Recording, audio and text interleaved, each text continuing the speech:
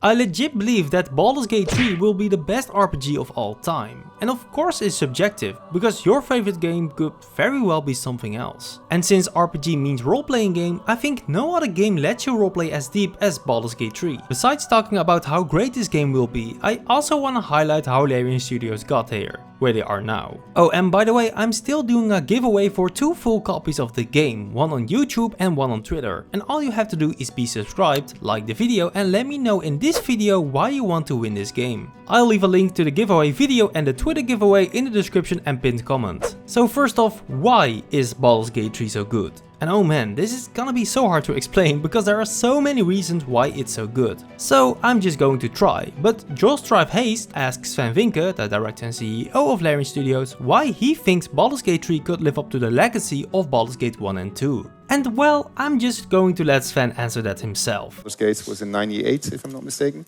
So back in the days, Baldur's Gate 1 embodied everything that Dungeons & Dragons was. It was the first game that really allowed you to play D&D in a video game. It had multiplayer, which was very advanced for its time already. It had a party that you were growing, definitely in Baldur's Gate 2. That was really a really big innovative step back in the days. We've done the same thing, but with 5th edition. We've taken all of the concepts that were pioneered there to a much further extent.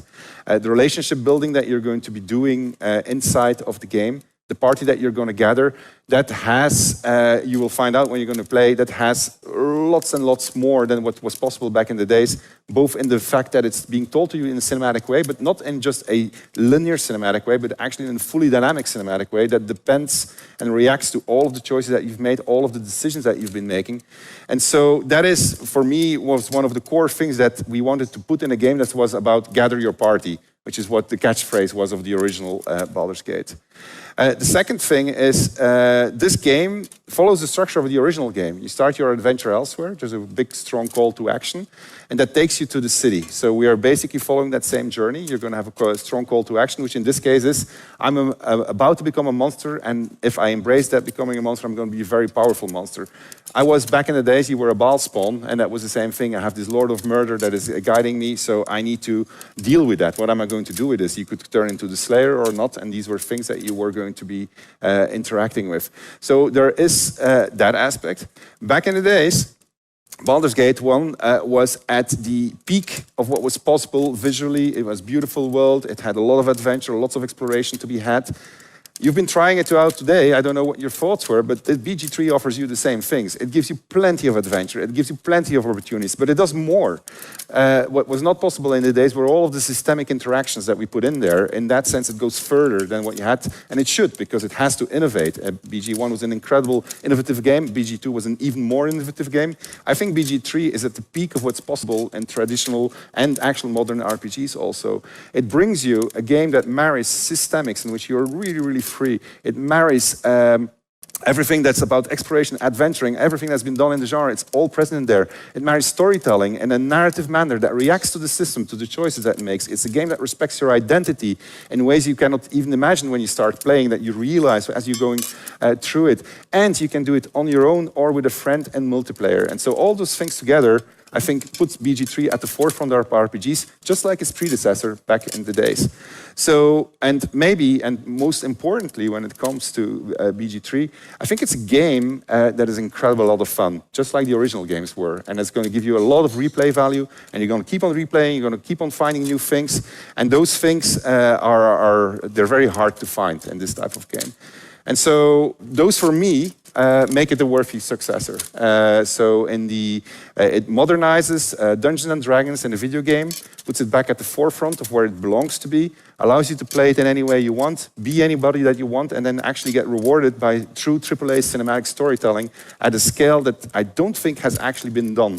And you can do it with your friends. You can be watching in split screen 2 cinematics at the same time with different choices, deal with the consequences of what your friends have been doing.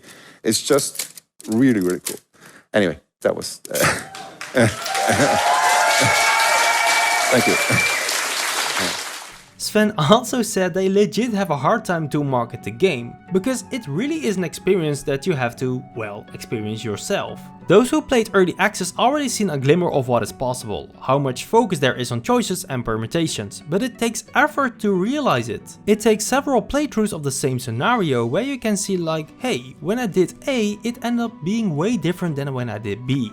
Or something like, hey, this race and class gives me so many different opportunities in dialogue to solve this problem differently. And guess what, you can only experience that if you try different races and classes. But like I said in the intro, RPG stands for role-playing games, and in Baldur's Gate 3 literally everything defines your role. Your race, sub-race, class, subclass, background, your origin character if you picked one, the choices you make, the dice rolls you succeed, and every single thing matters how the story will go and how characters will look at you. And with the Mind Flayer Illithid perk tree revealed, more information about that in my last video, will you be tempted to take more powers, at the risk of losing everything you have? And if you ask yourself like, how much difference will these choices make? Well, in the last bit from the final panel from Hell, Larian showed us 2 scenes in Act 2 that went completely different depending on which side they chose. And within those scenes you have so much different choices that can lead to so many different scenarios as well. And it doesn't stop there. Every choice matters, every dice roll matters, and you can say, Enzevil, of course the story will bring us to the same locations and plot lines anyway, right? Well, correct, but the way you arrive there will be different, and the way you can behave with those things have choices and consequences too. Like, it's hard to seriously mark the scope of the game and what is possible, but I think Sven did a great job in his answer in the bit I showed you before.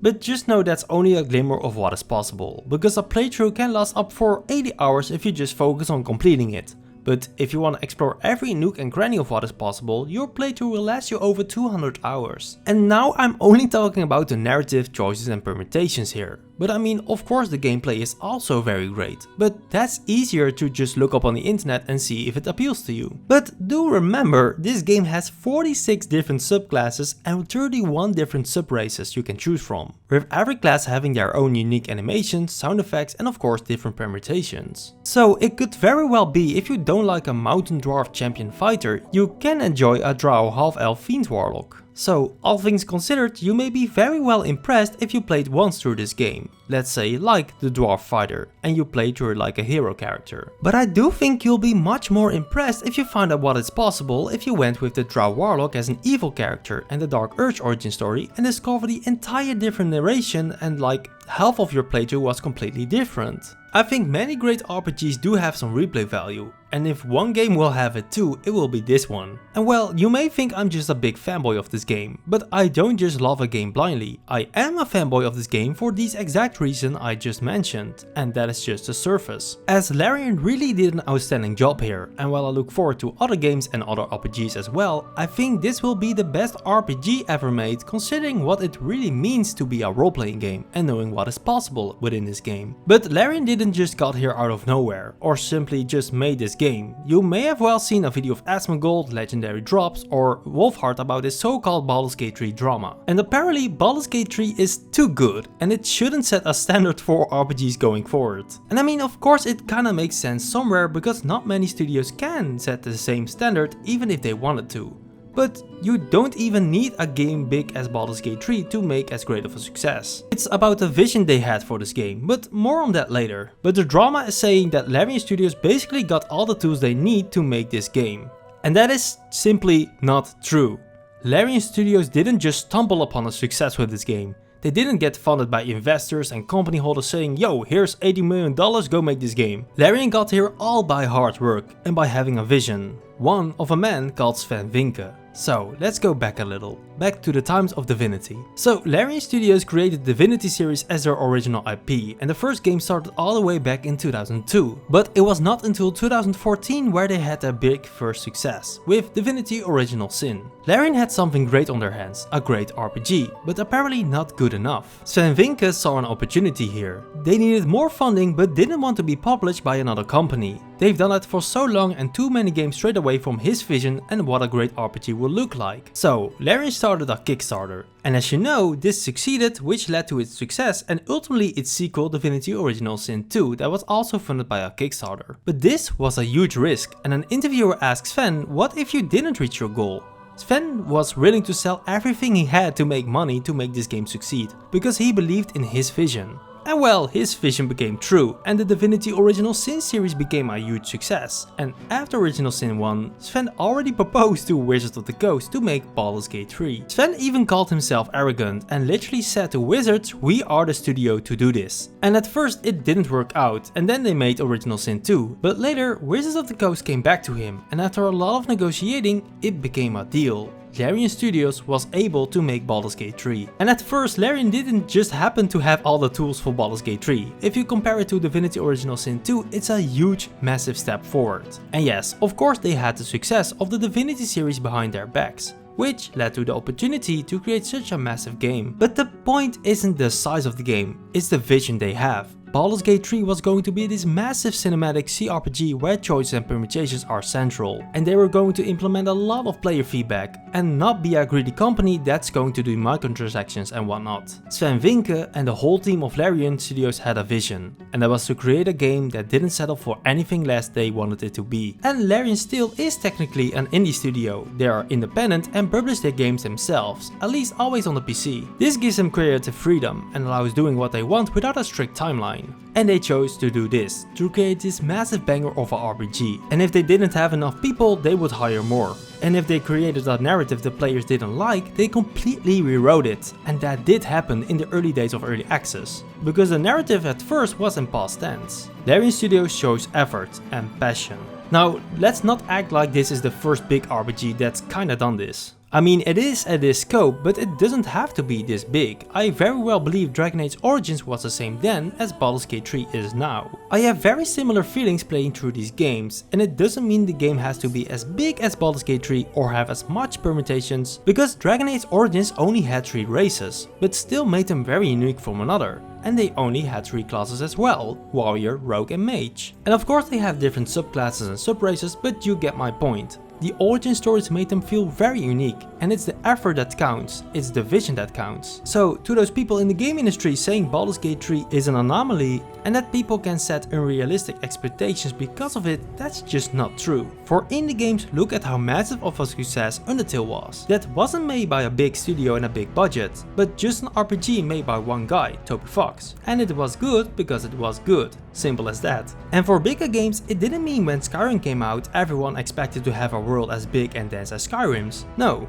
A good game doesn't make other games bad. Only a bad game makes a game bad, and a good game makes a game good. Simple as that. And Baldur's Gate 3, yeah, it's going to be great. And if it does in fact raise the bar for some AAA games, that's a good thing. It also shows a game can truly succeed without all the microtransactions bullshit. And without all the half-completed repetitive garbage. It just means you are jealous, because Larian Studios shows true passion here. And I think it can only be appreciated and be learned from. Because setting a good example is never a bad thing. It's whether you decide how to interact with it. And Larian Studios and Sven Vinke showed us something. They showed us their vision of the game, but also basically anything else in life. Because it takes hard work and dedication to get somewhere you want to be. And if you hold true to your vision, you can make anything possible. Even if it seems impossible. Because Sven Vinke and his studio went from almost being bankrupt to reviving the Baldur's Gate legacy and creating one of the best RPGs of all time. Anyway, those are just my thoughts on the matter. But I do want to take my time to thank you all again for 5k subscribers. And to thank you all, I still have the giveaway going on. The links are in the description and pinned comment. With all that said, thank you for watching. Like the video if you liked it, because it really helps out my channel. And I will see you all next time.